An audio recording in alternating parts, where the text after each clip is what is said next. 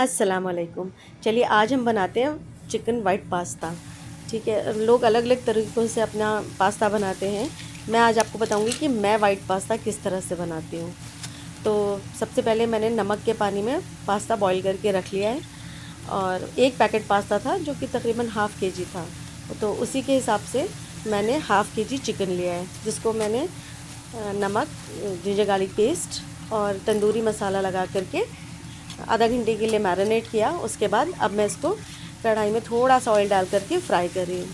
आप ये वाला प्रोसेस स्किप भी कर सकते हैं। आप उसको हल्का सा ऐसे छोटे छोटे पीसेस में डाल करके, काट करके आप उसमें ऐड कर सकते हैं, बट इस तरह से बनाने में चिकन का टेस्ट बहुत ही अच्छा आता है। तो अब मैं सारा चिकन फ्राई करके, जो पहले छोटे पीसेस थे उनको मैं निकाल रही हूँ। तो ये छोटे पीसेस निकाल लिए हैं, और ताकि क्योंकि वो जल्दी हो गए थे, और जो बड़े पीसेस हैं उनको लास्ट में निकालूंगी ताकि वो पूरी तरह से वो भी पक जाएं। तो अब मैंने ये चिकन अपना निकाल लिया है, और इन चिकन के पीसेस को निकाल के मैं साइड में रख दूँगी, और फिर मैं आपको बताऊँगी कि नेक्स्ट स्टेप क्या है।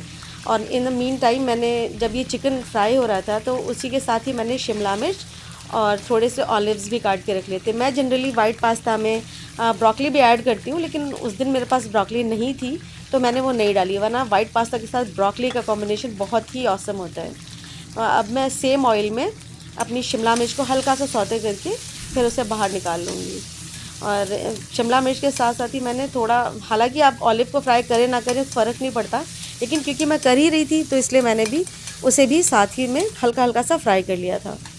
अब मैंने उसको भी निकाल लिया। चिकन निकाल के जिस प्लेट में रखा था सेम प्लेट में ही मैंने, क्योंकि वो प्लेट बड़ी थी इसलिए उसी में मैंने ये शिमला मिर्च और अपना ऑलिव निकाल करके रख लिया है।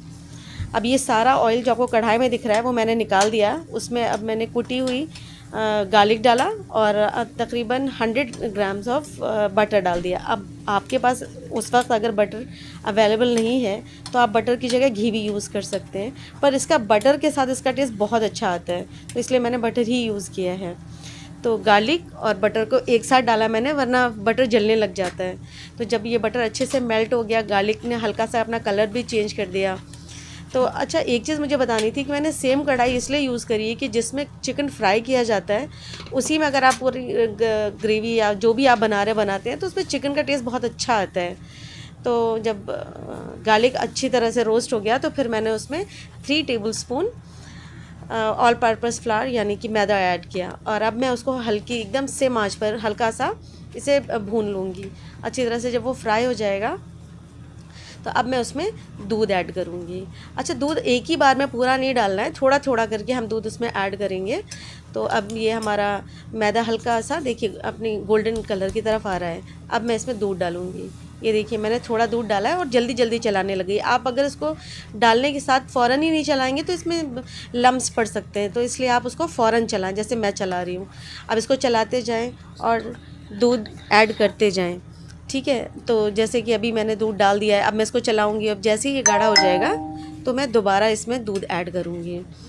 और ये देखिए मैंने साइड साइड में जो भी चिकन लगा हुआ था वो सारा ही मैंने धीमे धीमे करके उसमें ऐड कर दिया है। अब देखिए थोड़ा थिक हो गया था, मैंने फिर दूध इसमें ऐड किया, तो इसमें अच्छा खासा कंसिस्टेंसी हो गई थी। लेकिन जो जिस पानी से मैंने पास्ता बॉईल किया था उसका थोड़ा सा पानी भी निकाल के मैंने रख लिया था।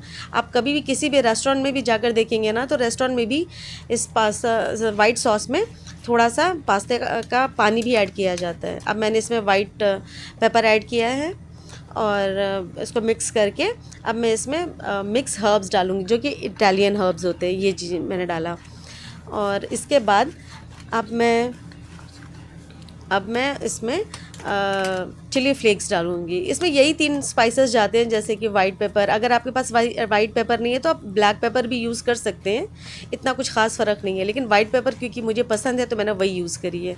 तो मैंने इसमें वाइट पेपर डाला है, मिक्स हर्ब्स डाले हैं, और ये चिली फ्लेक्स डाले हैं। अब इनको अच्छी तरह से मिक्स करूँगी। देखिए इनकी कंसिस्टेंसी भी बहुत गाढ़ी नहीं है, क्योंकि अभी इसमें ना जब पास्ता डाला जाएगा तो ये पास्ता के साथ भी पकेगा, तो इसलिए मैंने इसको थोड़ा पतला रखा है। अब मैं इसमें ये 500 ग्राम का जो पैकेट आता है वो पूरा पास्ता मैंने बॉईल करके रखा था, क्योंकि ये हम 4 लोगों के लिए पास्ता बन रहा था, 4-5 लोगों के लिए, तो फिर इसलिए मैंने पूरा पैकेट यूज़ किया था। तो अब ये सॉस और ये पास्ता हम अच्छी तरह से मिक्स कर देंगे, और मिक्स करके फिर हमने जो भी वेजिटेबल्स या जो कुछ भी हमने रखा था फ्राई करके वो इसी में हम ऐड कर देंगे।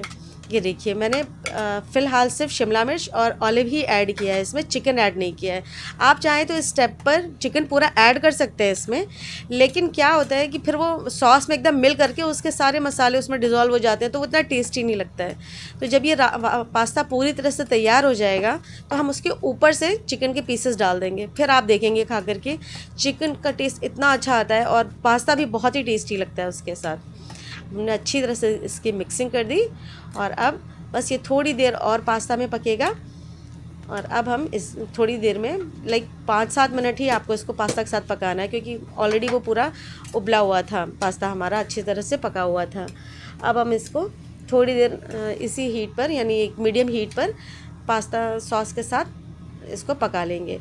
और इन मीन टाइम हम ये जो हमारा चिकन है इसके छोटे छोटे क्यूब्स काट लेंगे। ऑलरेडी ये पका हुआ है, हमने एक साथ चिकन के ब्रेस्ट को मसाला लगा के इसलिए फ्राई करके रख लिया था कि छोटे क्यूब्स को बगैर मतलब अगर आप फ्राई करेंगे तो उसका जो बहुत चूई सा हो जाता है वो, अगर आप फुल से वो करेंगे फ्राई तो वो ज़्यादा मॉइस्ट रहता है। तो चलिए हमारा पास्ता तैयार हो गया है, हम इसकी प्लेटिंग करते हैं। तो पहले एक प्लेट में मैंने पास्ता निकाला और ये जो चिकन मैंने क्यूब्स में काट के रखे थे हम ऊपर से उन क्यूब्स को डाल लेंगे। और इनको डालने के बाद मैं देने वाली हूँ अपने बड़े बेटे को कि वो उसको टेस्ट करके बताए कि उसको ये पास्ता कैसा लगा।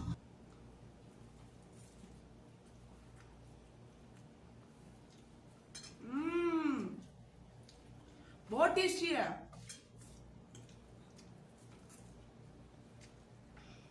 आप भी क्या क्या मैं लेके खड़ी, आइए आइए आप भी खाइए।